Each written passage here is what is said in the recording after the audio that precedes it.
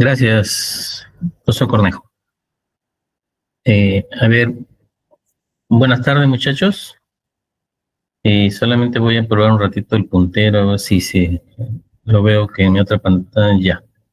Ok. Bien, vamos a comenzar la actividad del día de hoy, que es un repaso de un grupo de patologías, algunas no muy frecuentes, otras bastante infrecuentes, que lleva el título de inmunodeficiencias primarias y secundarias, ¿no? Y al respecto vamos a comenzar definiendo algunas cosas. En primer lugar, lo que llamamos a veces inmunodeficiencias primarias se suele llamar como sinónimo congénitas y las secundarias adquiridas. En un momento voy a definir un poquito mejor eso y al final se acepta casi como sinónimos. Vamos a hablar un poquito de los linfocitos T y B, los defectos, ¿no? Vamos a ver algunas inmunodeficiencias combinadas que involucran más de un tipo o estirpe celular. Y según el sílabus también vamos a ver un poquito acerca de los defectos en la fagocitosis y en el complemento, ¿no? Entonces, al respecto, vamos a tener como objetivos, primero, la clasificación actual de lo que son las inmunodeficiencias, ¿no? Congénitas generalmente se habla, perdón, acá. Y tenemos que entender también por qué se generan las inmunodeficiencias adquiridas, o sea, a qué se debe este tipo de patologías. Vamos a revisar también los defectos de las células que están involucradas y algunos defectos de la fagocitosis del sistema de complemento, que es más o menos lo que queremos mencionar el día de hoy, ¿no? Para comenzar, quería un poquito ahondar sobre el concepto de primaria y secundaria. Y para eso voy a poner un ejemplo que no tiene que ver con la inmunodeficiencia, pero que creo que más o menos uno puede, a partir de ahí, entender los conceptos, ¿no? Una enfermedad muy frecuente en nuestro medio, casi el 20-25% de la población en general, es la hipertensión arterial. A las personas se le diagnostica en diferentes momentos, usted es hipertenso, pero no se le encuentra una causa, no se sabe a qué se debe, no se entiende qué pasó. Y se le suele dar un antihipertensivo y así viven y conviven durante muchos años. Entonces, cuando una enfermedad, en este caso la hipertensión, para el ejemplo, no se encuentra o no se sabe a qué se debe, se le suele llamar primaria, a veces esencial. Es decir, no se sabe bien, debe haber alguna causa, pero no es encontrable.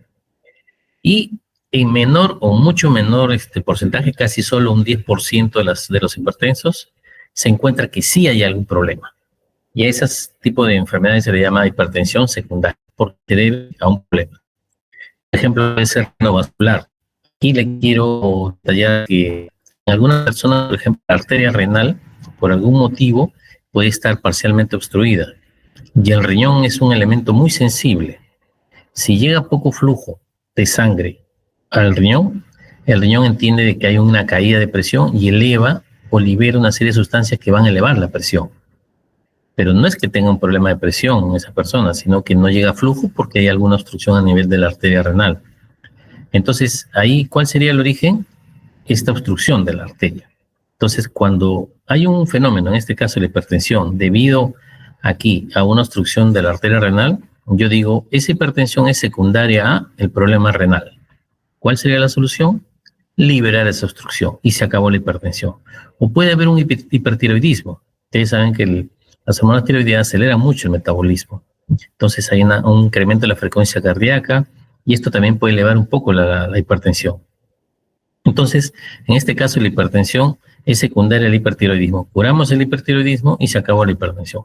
O al feocromocitoma, que es un nombre un poco curioso que se le da a un tumor de células de las glándulas suprarrenales que están encima de los riñones que liberan catecolaminas, dentro de ello la adrenalina, la noradrenalina, que causan constricción de los vasos sanguíneos y elevan la presión. Entonces, si hay un tumor que produce esta hormona, obviamente va a elevar la presión, pero esta hipertensión sería secundaria a este tumor. ¿Cuál es la solución? Eliminarlo.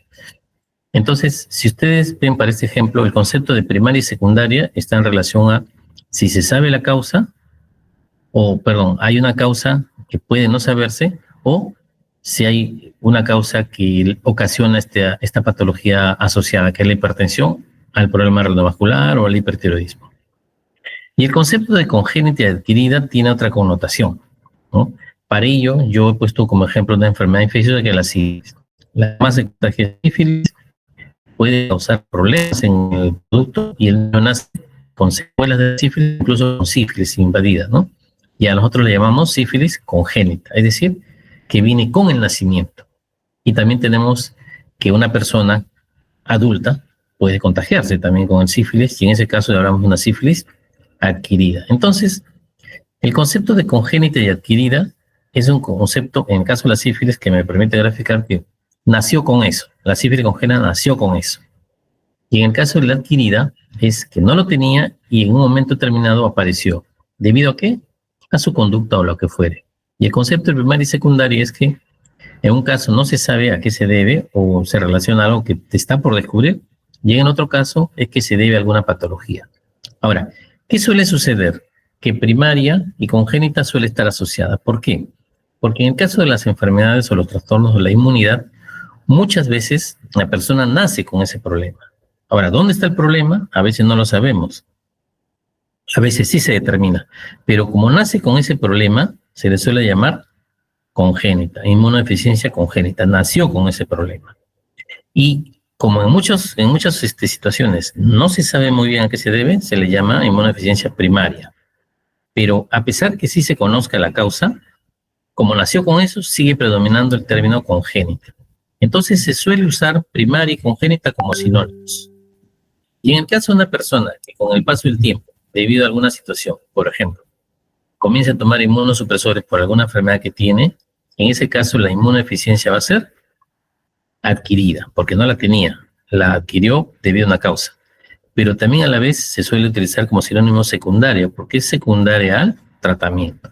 En resumen, primaria y congénita se suele utilizar como sinónimos y secundaria y adquirida como también sinónimos. Pero quería tomarme la molestia de tratar de precisar los conceptos, porque a veces suelen precisamente, pero en algunas situaciones es bueno conocer el concepto inicial. Bien, entonces, el término inmunodeficiencia primaria o congénita, ¿no? En realidad, desde algunos años ya está siendo reemplazado por el término de error innato de la inmunidad o errores innatos de la inmunidad. Es un concepto muy general porque también hay un concepto que son los errores innatos del metabolismo. En algunas personas que tienen deficiencia de alguna enzima y tienen trastornos durante toda la vida. Pero en el caso de que afecten la inmunidad, le llamamos dentro de este grupo errores innatos de la inmunidad. ¿Y por qué? Porque así nació. El término que en este caso innato es de nacimiento. Se han establecido más o menos unos 485 trastornos relacionados a diversos defectos genéticos. Y si es un defecto genético, nace con eso. Entonces, ahí introduce el término de congénito. Y esto de graficar los 485 trastornos quiere decir que hay tal diversidad que es bastante complicado tratar de sistematizar una clasificación. Y además de eso, es tan infrecuente que a veces esto complica un poco más, ¿no? Entonces, como hay tantos trastornos, debemos además a eso agregarle que un trastorno puede tener una diversidad de intensidad. Puede ser muy severo o puede ser muy leve. Entonces, una misma inmunodeficiencia en algunas personas puede tener mucha intensidad, puede ser muy severo o muy leve. Y además las inmunodeficiencias pueden afectar solo una parte del sistema inmune, por ejemplo, puede afectar solo la parte innata, la parte adaptativa, o de repente entra la parte adaptativa solo la parte humoral, o de repente la parte celular, o puede comprometer todo, innato, adaptativo y tanto entre adaptativo, humoral y celular. Entonces, la diversidad de estos errores innatos es bastante diversa, de ahí que haya estas más de 480 diversidad, al menos, identificadas.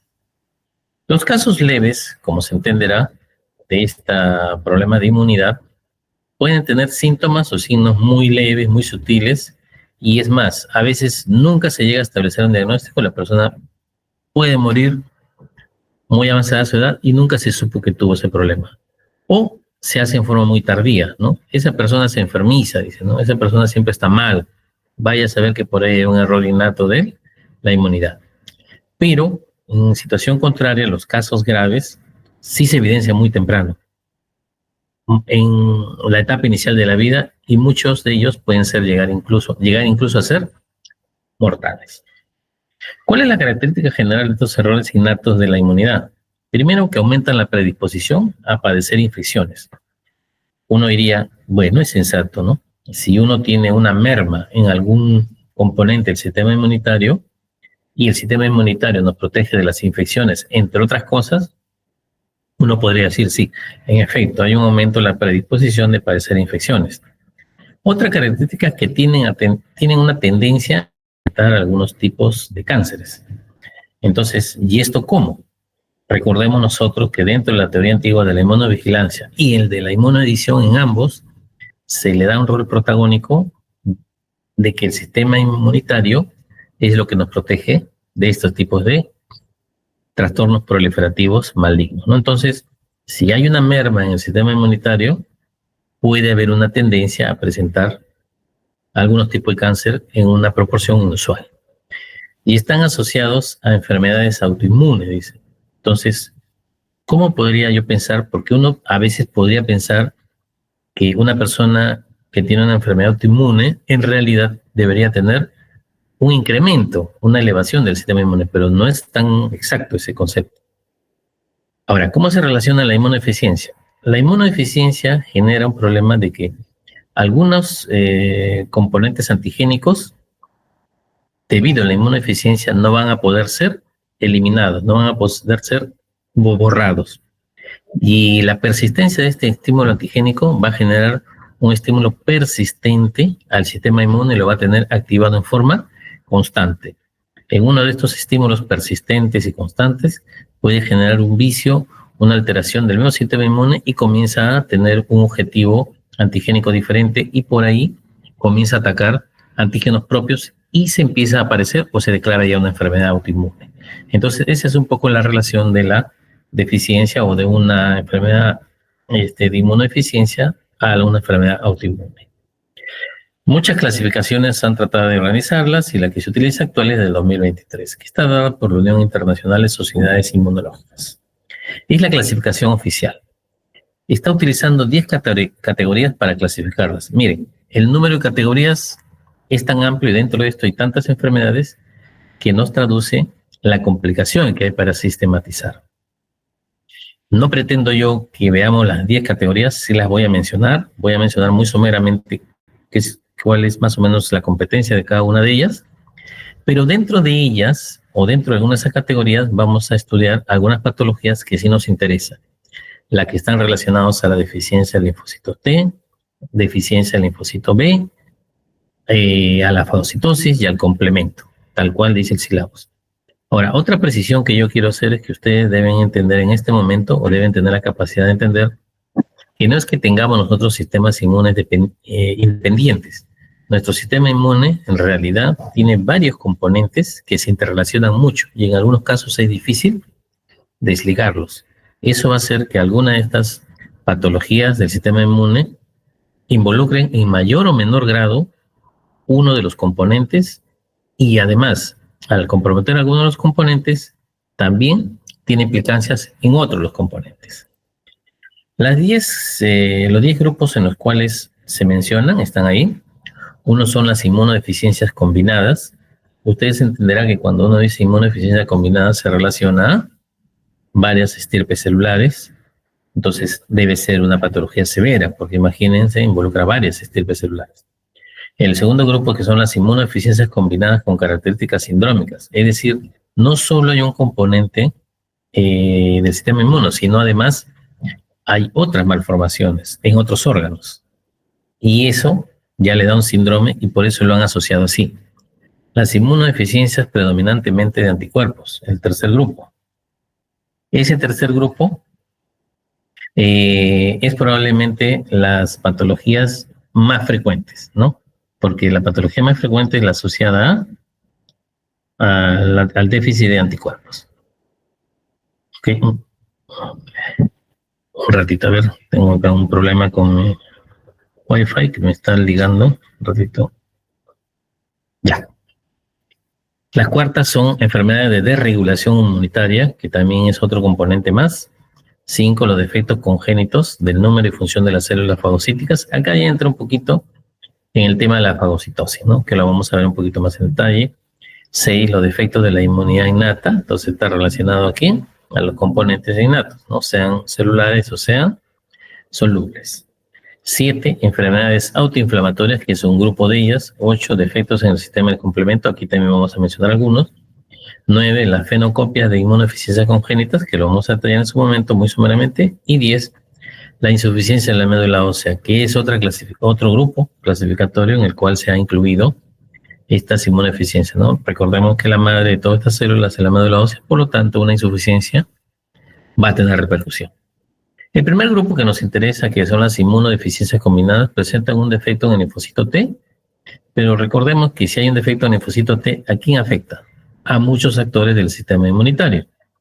Y por lo tanto se va a ver involucrado el linfocito B también, incluso otras células, y esto va a afectar la inmunidad celular por el efecto sobre el linfocito T, incluso la inmunidad humoral por el efecto sobre el linfocito B.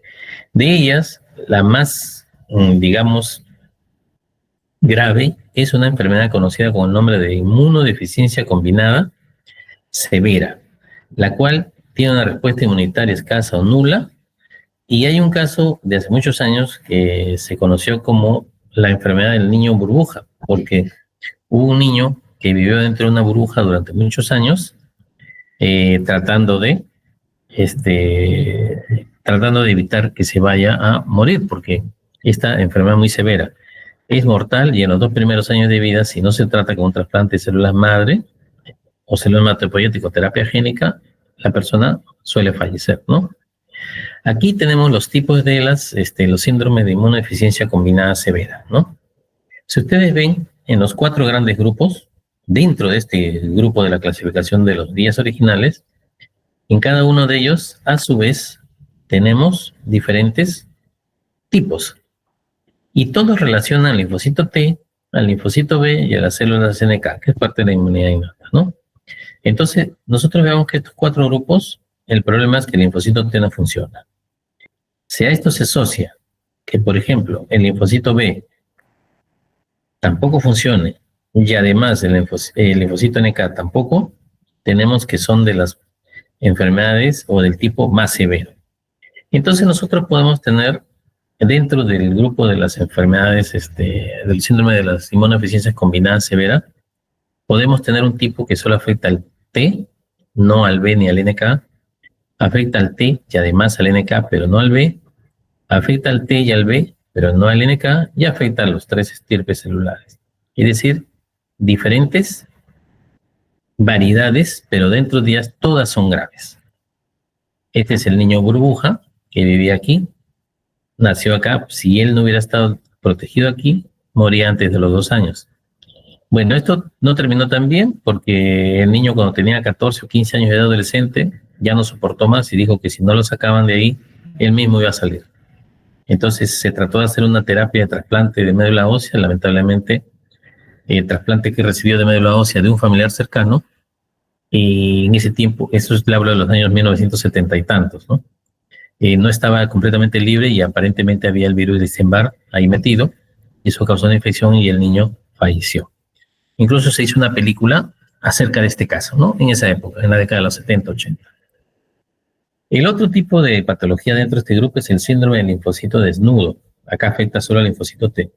Y he puesto primero el síndrome del linfocito desnudo tipo 2, porque es el que es más trascendente. ¿Porque hay deficiencia de qué? Del HLA de tipo 2. Es infrecuente, sí. Y si hay un problema en el HLA de tipo 2, va a haber una pobre expresión en diferentes variedades del HLA, pero no solo en el linfocito T, sino en los linfocitos B, en los macrófagos y en las células dendríticas. ¿Esto es producto de qué? De mutaciones de genes relacionados a proteínas que transcriben el HLA de tipo 2.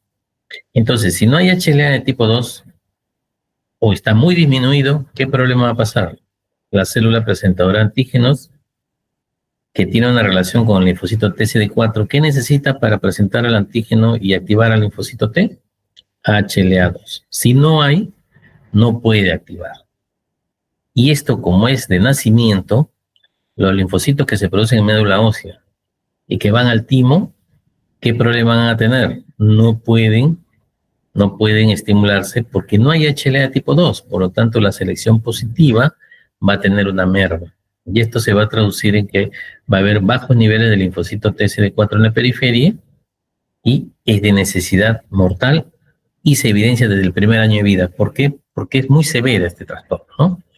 Este es el síndrome del linfocito desnudo tipo 2. Si hay de tipo 2, también hay de tipo 1, ¿no? Y si hay de tipo 1, la deficiencia ¿dónde está? En la HLA tipo 1. Es recesiva autosómica y va a haber una disminución del número de la función del linfocito, ¿cuál? TSD8, muy bien. ¿Cuál es el problema acá? La mutación de un gen, de un complejo que hace que dentro de la célula el proceso de transportamiento del antígeno esté alterado. Eh, no es tan severo como el anterior, también puede hacer complicaciones, pero hay una recurrencia de infecciones en ellos. Como le decía, todos estos errores innatos de la inmunidad van a traer predisposición a infecciones. El otro grupo son las inmunodeficiencias combinadas, es decir, puede atacar a varias estirpes, pero asociado a otras alteraciones en otros órganos, y lo que le da una característica sindrómica. Entonces, no solamente afectan la inmunidad celular humoral, sino otros órganos. Aquí lo vemos, alteraciones en otros órganos. Dentro de ellos, ¿cuál tenemos? Por ejemplo, tenemos el síndrome de DiGeorge, que el problema de este síndrome es que en la afectación de la inmunidad hay una hipoplasia del timo. Y si hay una hipoplasia del timo, ¿qué creen que pase? No hay maduración del linfocito T y va a haber una merma en los linfocitos T, CD4 y cualquier otro tipo, ¿no? Además se asocia, por eso la agrupación como síndrome, a malformaciones cardíacas y malformaciones en la cara, ¿no? El otro síndrome dentro de este grupo es el síndrome de Wickhoff-Aldrich, en donde el problema es que hay defectos en el citoesqueleto y va a afectar a muchas células. Las células T, a las células B y a los restos celulares que conocemos como plaquetas. Recuerden que si bien las plaquetas son restos celulares, también tienen un citoesqueleto en el cual toda su funcionabilidad depende de cómo se ordenen los elementos celulares dentro de la célula y para eso necesitan un citoesquelético adecuado. Esta es la fase de un síndrome de George. Incluso acá hay un problema de fisura palatina, ¿no? Que a veces se le llama labio leporino, pero en realidad no solamente puede afectar el labio, sino a veces incluso el mismo paladar, ¿no? Este es el síndrome de George. Y este es el síndrome de Wickhoff-Aldrich, que es el otro tipo que habíamos mencionado, ¿no? Puede haber petequias, ¿por qué? Las petequias son estas estructuras puntiformes que están relacionadas a la disminución de las plaquetas. Puede haber, bueno, debido a trombocitopenia, es decir, a disminución de las plaquetas, puede haber lesiones cutáneas como eczema, hay predisposición a las infecciones, puede haber neumonía, ¿no? Como aquí, por ejemplo, los pulmones en una radiografía, como son de aire, se ven oscuros, se deberían ver oscuros. Aquí está normal, aquí no, porque en la parte superior no es aire, sino hay fluido, ¿no? Hay infiltración de fluido de células, por eso se ve opaco, ¿no? Entonces hay tendencia a las neumonías y algunos trastornos proliferativos de células B, como linfoma de células B, ¿no? Que es el síndrome de Wickhoff-Aldrich. El otro grupo dentro de los 10 en los cuales están clasificados los errores innatos del metabolismo es el que yo le decía que es el más frecuente, que son las inmunodeficiencias predominantemente anticuerpos. Es decir, aquí lo que es característico es que hay un déficit de anticuerpos. Son las inmunodeficiencias primarias más frecuentes a nivel mundial y representan aproximadamente la mitad en número de afectados del total de inmunodeficiencias primarias, ¿no? Y dentro de este grupo, el déficit selectivo de IgA, por alguna razón, es la más común. Entonces, uno, si bien puede tener déficit selectivo de diferentes inmunoglobulinas, el que está relacionado a la IgA es la más común. Los niveles séricos de IgA están disminuidos, sin embargo, no suele haber afectación del resto de las inmunoglobulinas. IgG, IgM, IgD, IgE suelen estar en valores normales. En la mayoría de los casos, los pacientes son asintomáticos, porque recuerden que cuando nosotros hablamos de trastorno de la inmunidad, dijimos que había un abanico entre muy leves y muy severas, ¿no? Entonces, el que nos falte IgA no significa que haya ausencia completa. Puede haber diferentes niveles, pero esta disminución va a hacer que muchos de los pacientes estén asintomáticos, ¿no? El otro tipo dentro de este tercer grupo, que está ligada a la producción inmunoglobulinas es la llamada agammaglobulinemia ligada a X, en la cual a partir del cuarto o sexto mes de vida es sintomática. ¿Por qué?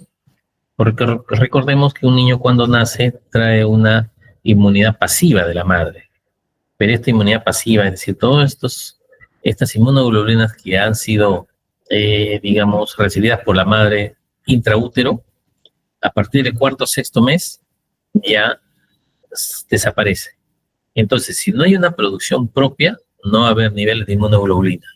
Y si tenemos una persona que tiene este problema, no va a haber producción de las inmunoglobulinas. Entonces, en esta etapa de la vida, cuarto o sexto mes, comienza a ser evidente.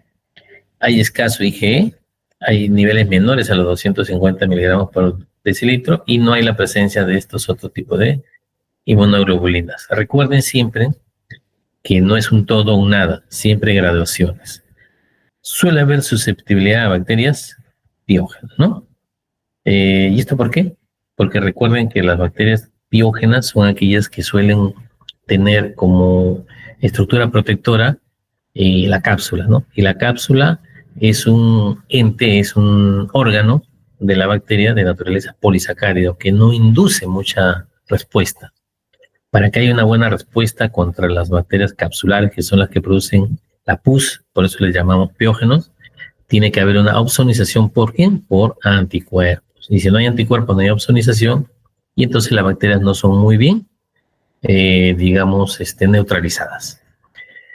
La otra patología relacionada a este mismo grupo y relacionada a la deficiencia de inmunoglobulinas es la llamada inmunodeficiencia variable común, que es la segunda inmunodeficiencia después de la déficit de IgA en frecuencia, ¿no?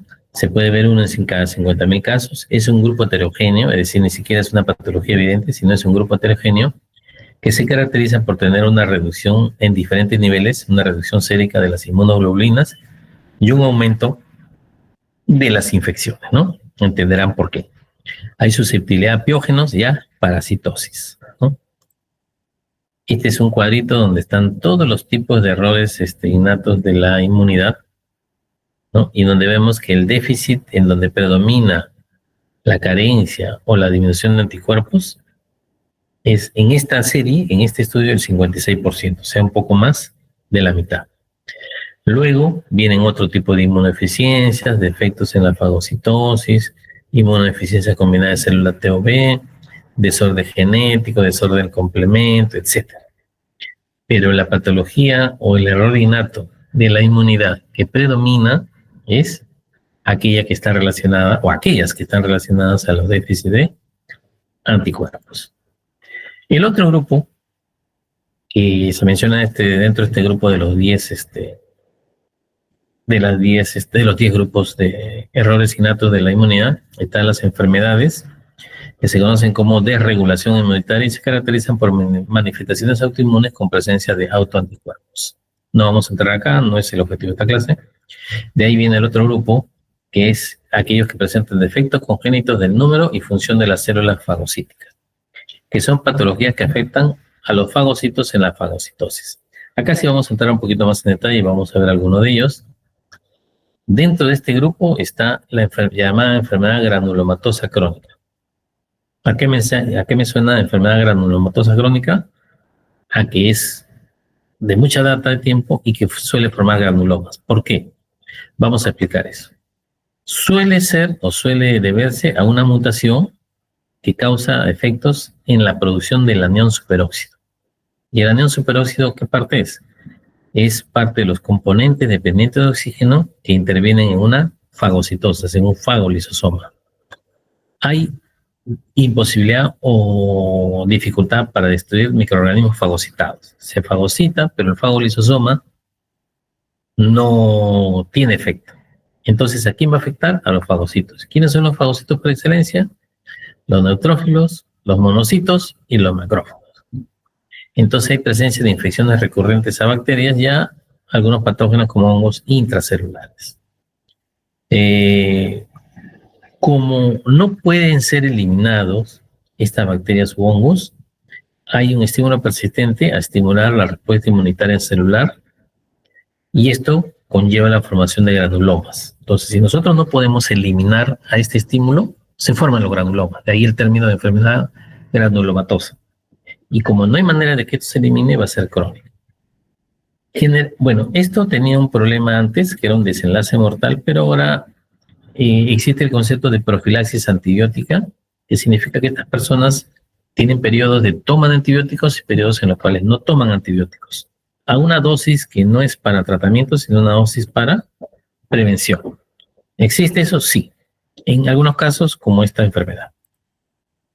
Esta es una serie donde están este tipo de patología. Por ejemplo, en América Latina, los grupos de estudio de la enfermedad granulomatosa crónica. ¿Cuáles son las manifestaciones más frecuentes? En América Latina, la neumonía a la cabeza. En Europa, neumonías.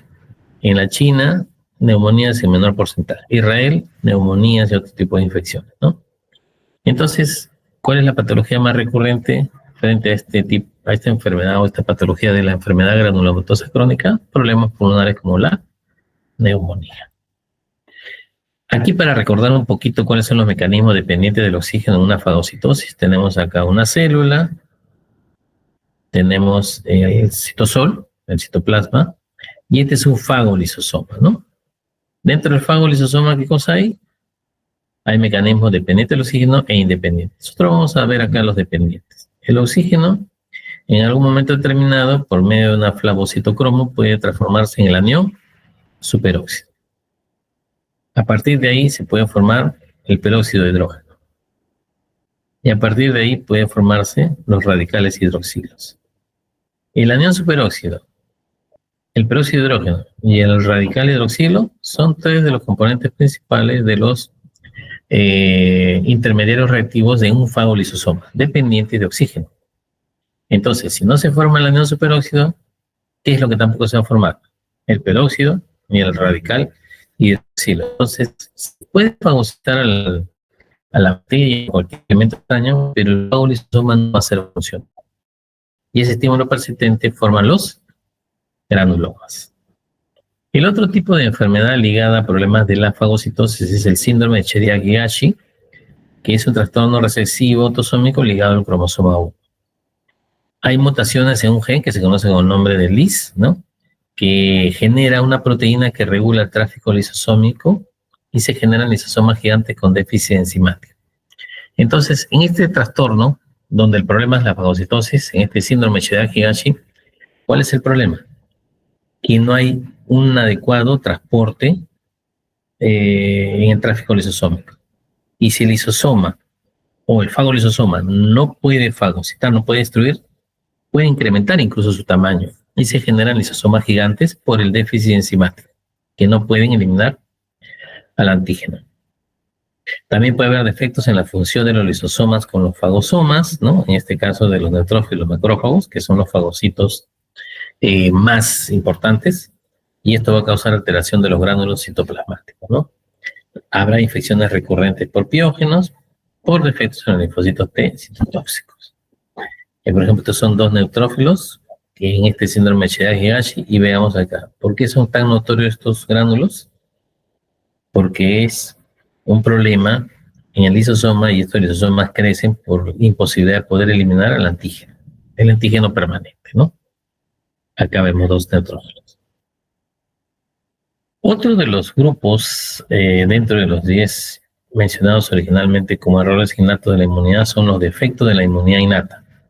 Entenderán que aquí donde es el problema, receptores para el reconocimiento de agentes infecciosos. Entonces estos receptores que nos permiten reconocer patrones moleculares de patógenos no tienen manera de poder funcionar, o están disminuidos o están afectados, y esto puede cursar con infecciones graves. Viene el grupo de las enfermedades autoinflamatorias, en donde hay una estimulación anormal del sistema inmunitario innato, y esto conlleva un estado permanente de episodio inflamatorio, pero por un fenómeno autoinmune, ¿no? Entonces, una enfermedad autoinflamatoria. Vienen los defectos en el sistema del complemento, que en realidad son poco frecuentes, y hay susceptibilidad a sufrir infecciones recurrentes y enfermedades autoinmunes. ¿Por qué infecciones recurrentes? Recuerden que el complemento, ¿cuál es su función? Opsonizar también, ¿no es cierto? Y tiene además un efecto directo de lesión a través del complejo ataque membrana. ¿Y por qué puede condicionar una enfermedad autoinmune? Lo hemos comentado, ¿ya? Relacionado a la persistencia de los estímulos que pueden generar estados inflamatorios permanentes y por ahí, en algún momento el sistema inmune comienza a atacar a los antígenos propios. Dentro de los defectos del sistema de complemento, vamos a ver al menos 3 de los que ya se mencionan. Uno de ellos es la deficiencia de C5, C6, 7 y 8, que se ve en forma rara, no frecuente, pero es una deficiencia que afecta al complemento.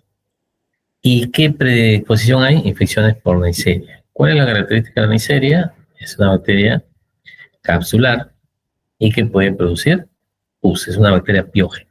Entonces, si hay un defecto en estas proteínas de complemento, ¿qué no se formará? ¿Qué habrá déficit de formación?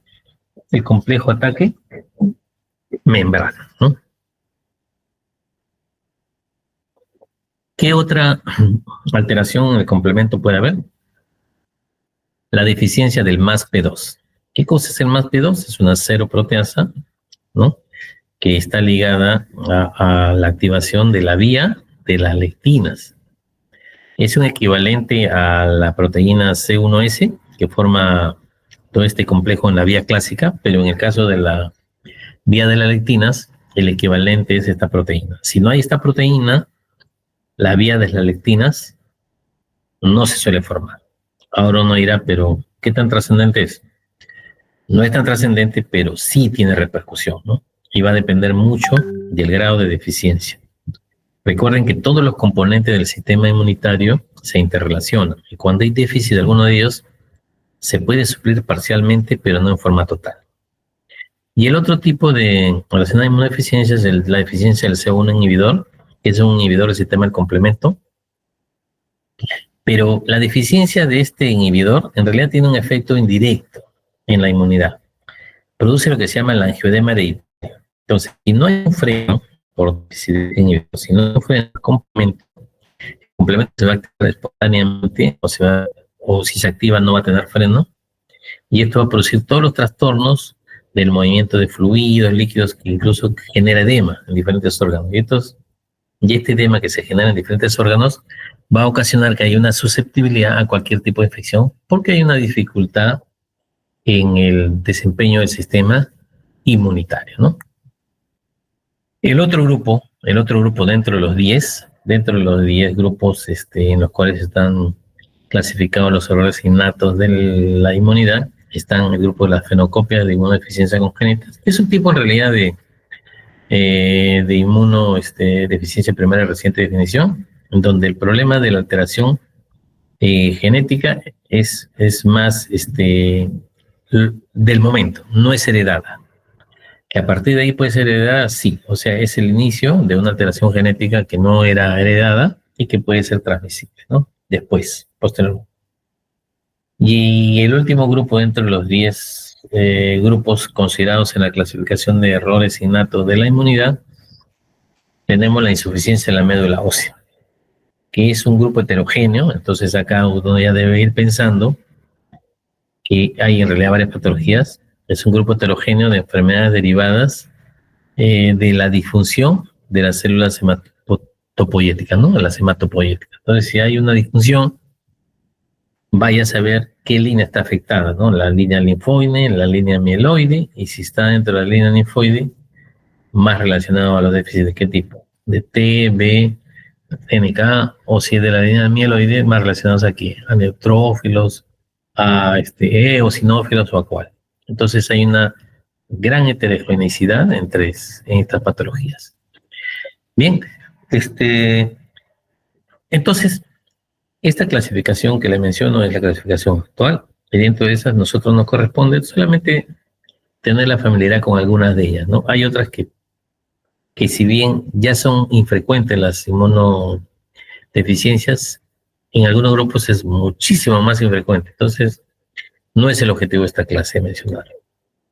Con respecto a las inmunodeficiencias secundarias, dentro de la definición inicial que mencioné, decir que hay una inmunodeficiencia secundaria, ¿a qué me suena? Que algo lo provoca, ¿no? Que es secundaria que hay un motivo evidente. Entonces, dentro de ellos hay diferentes causas que pueden generar, ¿no? Uno de ellos es la corticoterapia, otra puede ser la terapia antineoplásica. ¿Y en qué personas habrá corticoterapia asociada? En aquellas que tienen enfermedad autoinmune. Y si tienen una enfermedad autoinmune y requiere una corticoterapia severa para tratarla o para evitar el daño, me asocio a una inmunodeficiencia secundaria. Y en la terapia antineoplásica, ¿cuál es mi problema? ¿Cuál es mi problema? Ya hemos visto un poquito en la terapia antineoplásica cuál es el efecto. Estos fármacos actúan sobre ADN fragmentados y de todas maneras afectan a aquellas células que tienen una replicación celular un poco acelerada. ¿Como cuál? Como el cáncer, obviamente, pero además otro tipo de células, como por ejemplo las células inmunitarias, también están asociadas y pueden verse afectadas por la terapia antineoplásica. Este gráfico solamente es para que ustedes más o menos ubiquen dónde actúa en este caso la corticoterapia, ¿no? Normalmente dentro de la respuesta inflamatoria de nuestro organismo en forma normal, cuando hay un daño celular, un daño de cualquier tipo, hay un fenómeno inflamatorio asociado. ¿Qué pasa en el fenómeno inflamatorio? Es un estímulo en realidad, porque se suelen formar una serie de elementos como prostaglandinas, leucotrienos, lipoxinas. Pero ¿cómo así se forman ellos? Todo parte desde la membrana celular. Las membranas celulares tienen fosfolípidos, en su ruptura, en su lesión, comienzan a liberar y la presencia de una enzima que siempre está en estos fosfolípidos expuestos va a formar lo que se llama el ácido araquidónico. Y si se produce ácido araquidónico, hay enzimas que normalmente tenemos que en presencia del ácido araquidónico comienza a actuar y produce una serie de factores o moléculas, ¿no? Entonces, hay lesión celular, hay exposición de los fosfolípidos, la fosfolipasa actúa sobre ellos, se libera el ácido araquidónico y el ácido araquidónico sufre la acción de dos enzimas en general. Una de ellas es la ciclooxigenasa, que libera prostaglandinas, tromboxano A2, y la otra enzima que puede actuar sobre el ácido araquidónico es la 5-lipoxigenasa, que va a liberar los diferentes tipos de leucotrienos. Entonces, si este es el mecanismo normal del fenómeno inflamatorio que estimula todo el sistema inmune, ¿no?, en situaciones normales, ¿yo puedo bloquear estas rutas? Sí. Por ejemplo, si yo utilizo los llamados antiinflamatorios no esteroideos, ¿no?, yo puedo bloquear estas líneas. ¿Y cuáles son los antiinflamatorios no esteroideos? Aquellas moléculas, ¿no?, que tienen efecto a nivel de aquí, de la ciclooxigenasa sobre todo, ¿no? Entonces, se dejan de liberar estas prostaglandinas, cualquiera de ellos, que son moléculas que inducen fenómenos inflamatorios y atraen a las células inmunitarias, pero está libre la otra vía. Por lo tanto, el efecto de un antiinflamatorio no esteroideo sobre la inmunidad en realidad es muy relativo. Más lo que se quiere es que no haya fenómeno inflamatorio.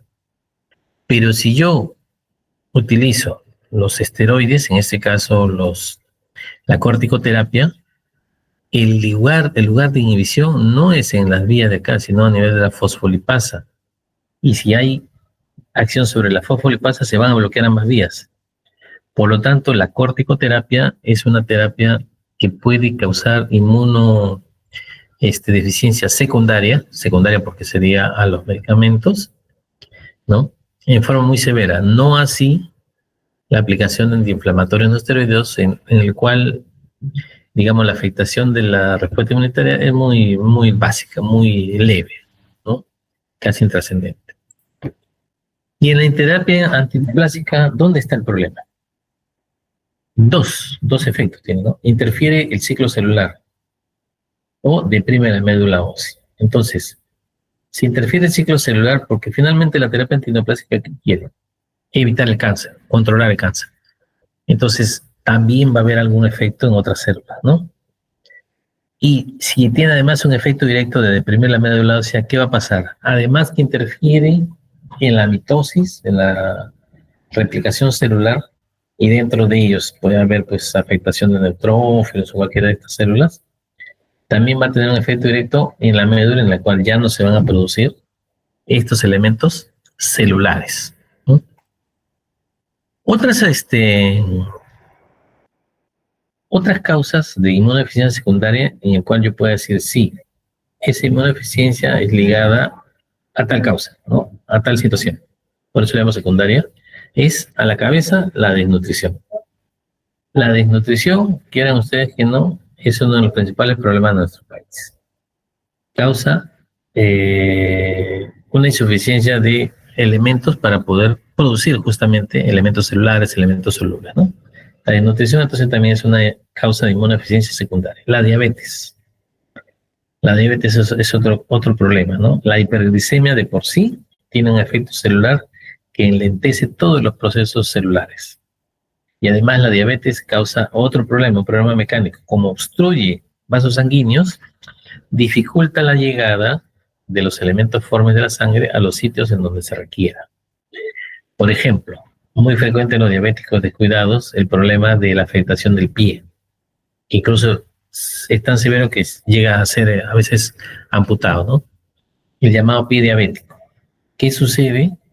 La circulación se va obstruyendo, el flujo sanguíneo es pobre y el tejido poco a poco va devitalizando, va muriendo. Entonces puede llegar un momento en que haya tan mala circulación que el pie incluso en realidad se lesiona de tal magnitud que puede generar incluso gangrena gaseosa por clostridio, ¿no? Entonces, esas extremidades, al tener estos niveles, no hay manera de que se pueda controlar. Pues se le da un antibiótico, el antibiótico llega por sangre, no va a llegar.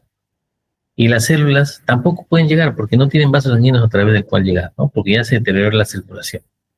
Entonces la llegada va a ser limitada y eso también es una causa de inmunodeficiencia, ¿no? Secundaria que es la diabetes. El alcoholismo. El alcoholismo tiene mucho efecto directo sobre las células y sobre el hígado. Y el hígado es el principal productor de proteínas, ¿no? Entonces, ¿qué son las inmunoglobulinas? También son proteínas, también se producen en otros niveles, pero el componente esencial de las proteínas se da a nivel del hígado. Quemaduras. ¿Por qué yo digo que la quemadura es una inmunodeficiencia? Va a depender de la extensión. Si hay una quemadura muy extensa, ¿qué perdemos? Nuestra piel.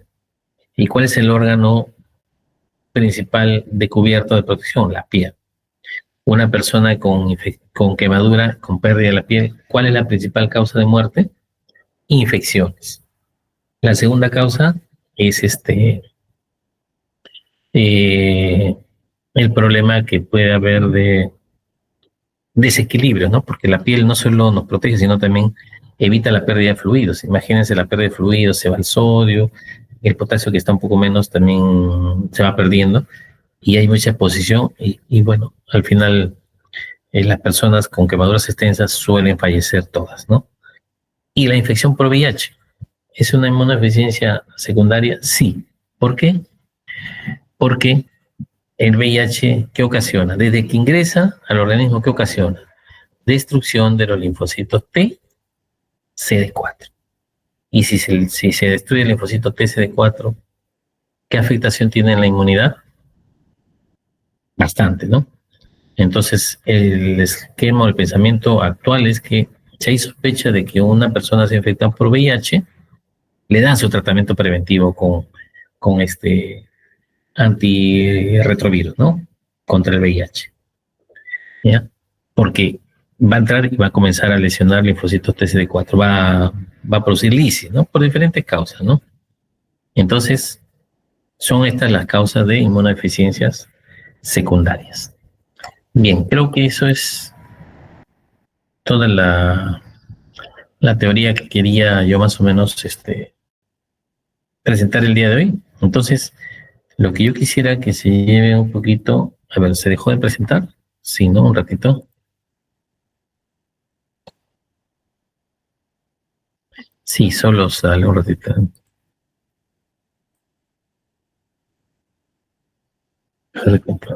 No, acabo. Ya. Entonces, lo que yo quiero que ustedes, un ratito, a ver, se lleven grabado es que hay una clasificación actual, ¿no? Hay una clasificación actual que involucra 10 grupos con diferentes características y si ustedes se han dado cuenta, ni siquiera hay una forma de poder, eh, digamos, parametrar mucho porque muchos de estos componentes en cada grupo se cruzan uno con otro, ¿no? Y dentro de estos 10 grupos están aquellos que están más relacionados al linfocito T, que hemos visto en un caso, a los linfocitos B, que se traduce en el problema de las inmunoglobulinas, al complemento que hemos visto casos, ya de efectos en la fagocitosis, que es lo que se manifestaba, que está dentro de alguno de los grupos, ¿no? Entre los grupos 1, 2, 3 y 5, ¿no? Que es lo que son lo que más vemos. Y bueno, el 8, el complemento, ¿no? ¿Ok? Bien. Bien, muchachos, si hubiera alguna pregunta, más bien yo les agradecería si la pueden hacer. Si no, yo consideraría que se ha dado por terminado. ¿Alguien desea hacer alguna pregunta?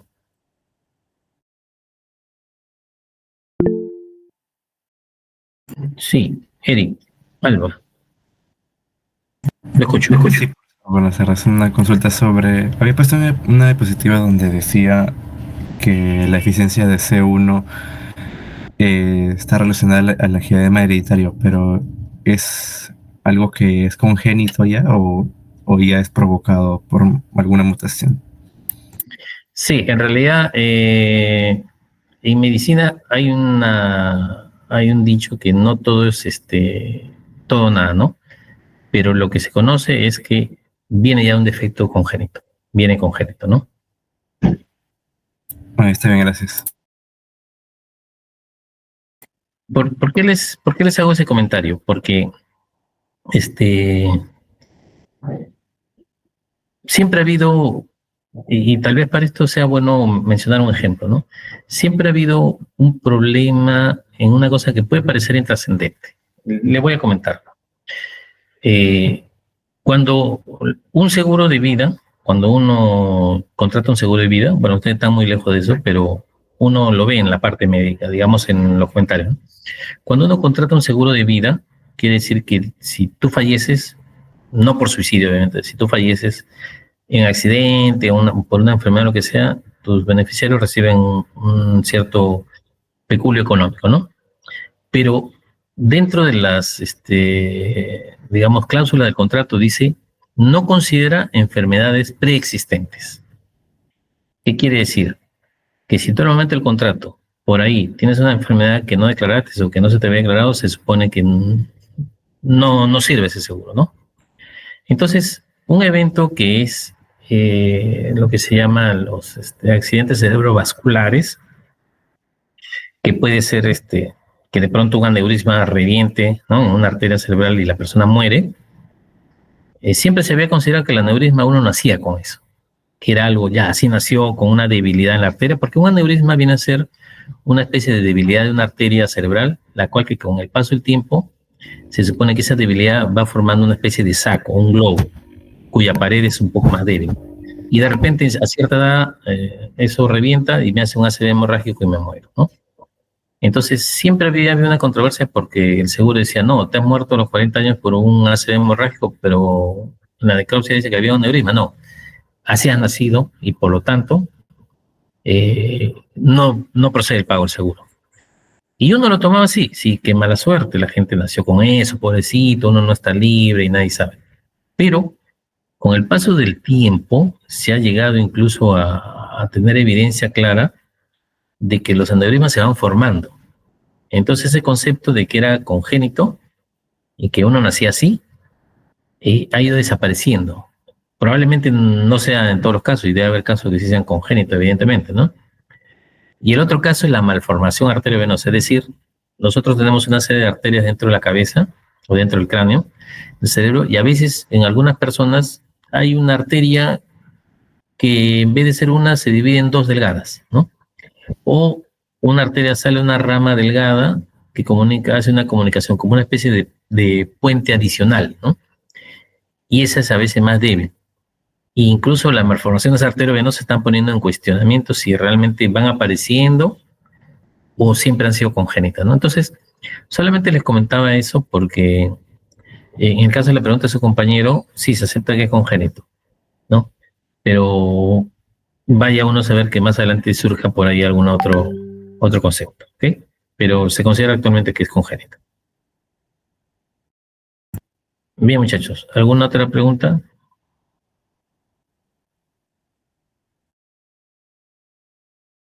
Bien, yo creo que ya está haciendo efecto también la hora, entonces damos por terminada la clase y será conmigo ya hasta la actividad. Muchas gracias y buenas tardes. Gracias, profesor Mario. Antes que se retiren, señores estudiantes, para recordarles que el día domingo a las 7 de la noche, vía virtual, tenemos una reunión para tratar acerca del proyecto, señorita, estoy hablando, el proyecto de responsabilidad social. La asistencia es obligatoria de docentes y estudiantes. Así que los esperamos. Si alguien no leyó el WhatsApp, bueno, aquí están escuchando la convocatoria para el día domingo a las 7. Se tomará asistencia. Que tengan ustedes buenas tardes. Nos vemos el día domingo.